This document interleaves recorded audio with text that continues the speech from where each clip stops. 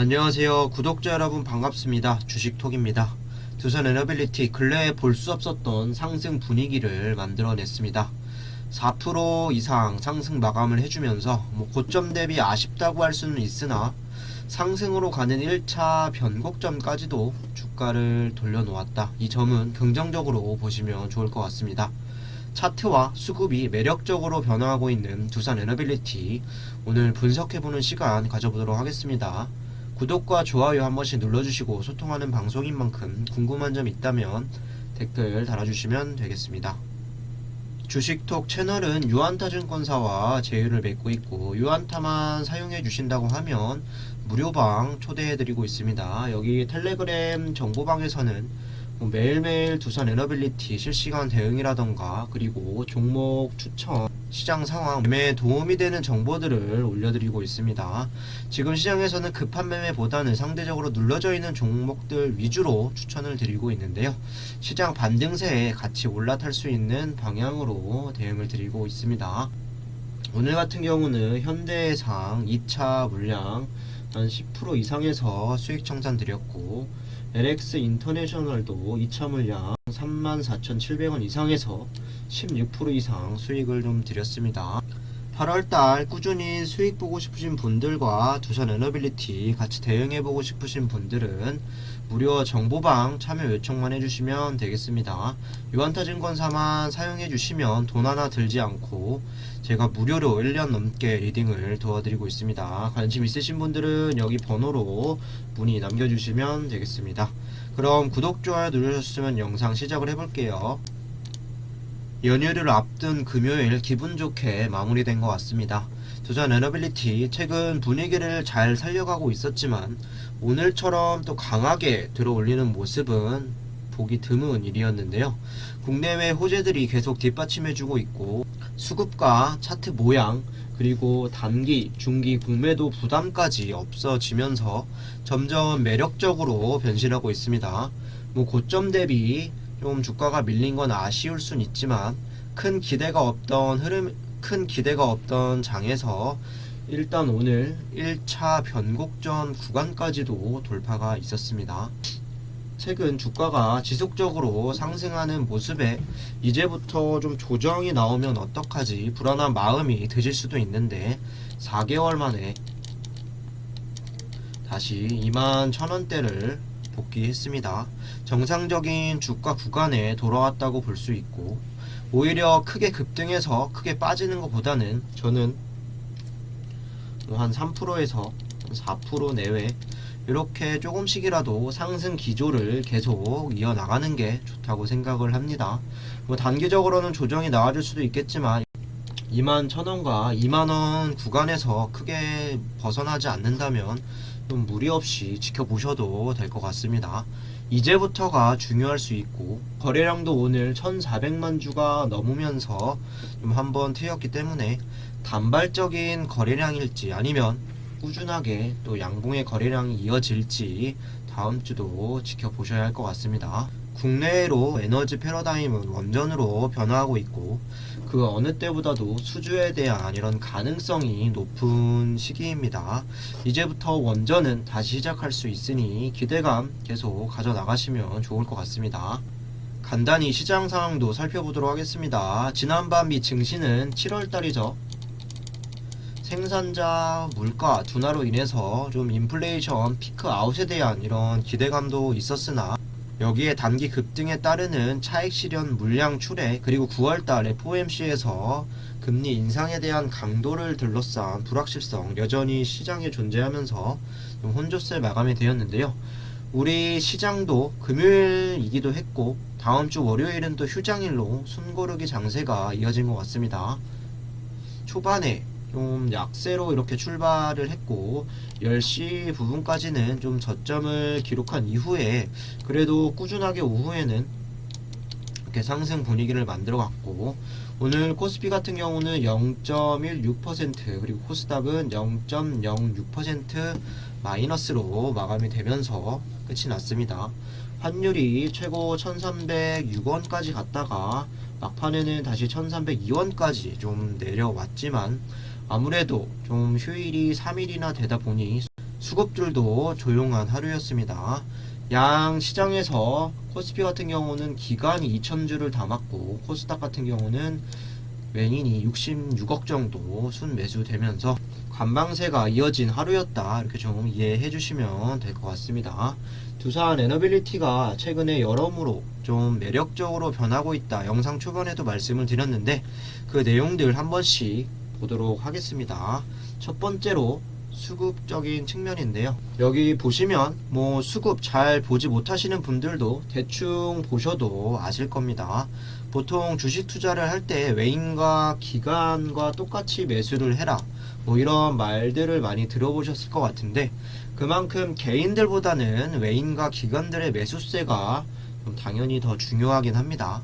이 종목 같은 경우는 중요성으로만 따지자면 일단 기관 투자자로 볼 수 있고 그 기관 투자 상세로 보시면 연기금과 투신 정도로 이렇게 좀 1순위로 볼 수 있습니다. 그 다음은 외인들의 또 유무로 볼 수가 있겠는데요. 오늘 외인들은 135만주 순매수가 됐고 기관도 95만주 순매수를 해주면서 또 양매수가 이렇게 좀 들어왔고 프로그램도 146만주나 순매수가 되었습니다. 여기에 연기금도 오늘 52만주 순매수, 그리고 외국계 창구 JP모건도 52만주 순매수를 해주면서 모든 수급들이 오늘은 주가를 올리려는 마음이 좀 강했다, 이렇게 좀 볼 수가 있겠습니다. 아마 수급이 개선이 시작이 되고 좀 매력적으로 변했던 시기가 8월 5일부터 좀 보실 수가 있을 것 같은데 이때부터 외인들은 꾸준하게 물량을 담고 있고 프로그램 같은 경우도 외인들을 따라서 쭉 매수세를 보여주고 있습니다. 기관들도 연기금을 시작으로 대부분 투자자들이 좀 매수를 보여주면서 좀 기관 전체적인 수급도 예쁘게 좀 들어와주고 있습니다. 물론 외인들 수급은 많은 물량들이 또 차익 실현으로 다음 주 좀 나올 수도 있으나 매도 물량이 크지 않다면 걱정할 필요는 없을 것 같고 일단 연속성도 중요할 것 같습니다. 기관과 외인들이 계속 매수가 들어와 주는 건 원전 테마가 다시 주목을 받으면서 이제는 좀 매수할 메리트가 생겼다, 이렇게 좀 판단하시는 게 맞는 것 같습니다. 여기에 공매도를 보시면 8월달 들어와서 오늘이 가장 낮은 공매 비율을 기록했습니다. 0.53%로 전체 거래량이 1,400만 주를 이렇게 넘었는데 공매 수량 같은 경우는 7만 5천 주밖에 나오지 않았습니다. 공매 비율도 그렇고 공매 수량도 그렇고 지금은 좀 공매로 주가를 내려야 할 이유는 사실 적어 보이는 게 맞습니다. 공매 잔고를 좀 보시면 8월 9일 기준으로 1,500만 주대로 전일 기준보다 50만 주가 감소했고 유일하게 좀 우려스러운 부분은 여전히 높게 유지하고 있는 이 대차 잔고와 잔고 금액으로 봐주시면 될 것 같습니다. 전반적으로 정리를 해보면 수급이라던가 공매도 모두 주가를 상승시키기에는 더할 나위 없이 좋은 수치를 현재 만들어가고 있습니다. 이어서 차트 보도록 하겠습니다. 오늘 4.19% 상승을 하면서 21,150원에서 마무리가 되었는데요. 8월달 들어와서는 여기 보이시는 초록색 선 5일선을 타고 계속 좋은 분위기를 연출하고 있습니다. 오늘 같은 경우는 조금 더 가파르게 상승세를 탔다, 이렇게 좀 볼 수가 있겠는데 무려 이때 4월달 이후에 4개월 만에 21,500원 터치를 하면서 이제야 좀 정상적인 이 박스권 안에 안착을 했다 볼 수가 있겠습니다. 차트상 8월달 들어와서 상승분을 좀 만들어가고 있고 물론 고점 6.9%에서 이렇게 4%대까지 밀린 건 아쉽게 느껴질 수도 있지만 그래도 종가는 21,150원, 21,000원대는 유지하면서 마무리가 되었습니다. 장중에 1차 변곡점이라고 할 수 있는 21,500원도 한번 뚫어내면서 추가 상승의 의지도 있었으나 급상승이 크면 조정이 나올 때도 그만큼 더 크게 나올 수 있기 때문에 다음 주는 천천히 다시 21,500원 돌파부터 올라갔으면 좋겠습니다. 한 가지 더 의미가 있을 수 있는 건 거래량으로 볼 수가 있겠습니다. 사실 500만도 나오기 힘들었던 거래량이 지난 10일이죠. 한 900만 주가 한번 돌파가 됐고, 오늘은 1400만 거래량이 이제 튀어 주었습니다. 다른 의미로 보시면 거래량이 튀면서 주가를 올렸다는 건 그래도 지금 상황에서는 매수 매도가 더 활발해지고 있고, 매수 우위, 매수할 가치가 있었다고 볼 수가 있겠는데요. 다음 주 이게 단발적인 거래량일지 계속 양봉이 나와줄지 체크가 필요할 것 같습니다. 주봉으로 보셔도 여기 말씀드렸던 추세 상단선을 돌파하면서 좀 거침없이 올라가는 모습인데요. 일단 오늘은 60일선까지 돌파가 나와 주었습니다. 추가적인 상승분을 기대해 볼 수 있는 자리고, 월봉으로 보시더라도 평균적으로 여기 검은색 선 위에서 움직였던 이런 상황이 훨씬 더 많았기 때문에 다시 여기처럼 밑으로 밀리지 않는 게 중요할 것 같습니다. 어쨌든 상방으로는 22,000원 그리고 23,000원 라인들 잘 체크해 주시고, 하방으로는 21,000원 그리고 2만원 구간 유지가 좀 필요하겠습니다. 이런 부분들 참고해 주시면서 대응 이어나가시면 될 것 같습니다. 마지막으로 이슈 보고 마무리하도록 하겠습니다. 오늘 상승의 기폭제 역할을 마지막으로 이슈 보고 마무리하도록 하겠습니다. 오늘 상승의 기폭제 역할을 한 게 이 내용으로 좀 보실 수 있을 것 같은데요. 두산 에너빌리티 해외 건설 수주 정부 지원 기대감에 6% 상승했다. 내용 보도록 하겠습니다. 두산 에너빌리티가 정부의 해외 건설 수주 지원 기대감에 상승세다. 원희룡 국토교통부 장관은 지난 10일 서울에서 해외 건설 수주액 연간 500억 달러를 달성하기 위해 주요 건설사 6곳의 CEO와 만났다. 이날 관람회에는 현대건설, 삼성물산, GS건설, 두산에너빌리티, 현대엔지니어링, 삼성엔지니어링 등이 참석을 했고, 각국 기업들이 경쟁하는 수주전에서 승리하기 위해 정부 차원의 금융지원 규모 확대, 주 52시간 중대재해법 적용 완화, 해외 진출 장려를 위해 근로자 세제 혜택 등 요청한 것으로 알려졌고, 또 사우디아라비아, 인도네시아, 쿠웨이트, 아랍에미리트, 폴란드 등 굵직한 사업을 발주할 예정인 5대 국가 공략을 위해 정부 대 정부 G2G 교류 협력을 강화했으면 한다는 의견도 나왔습니다.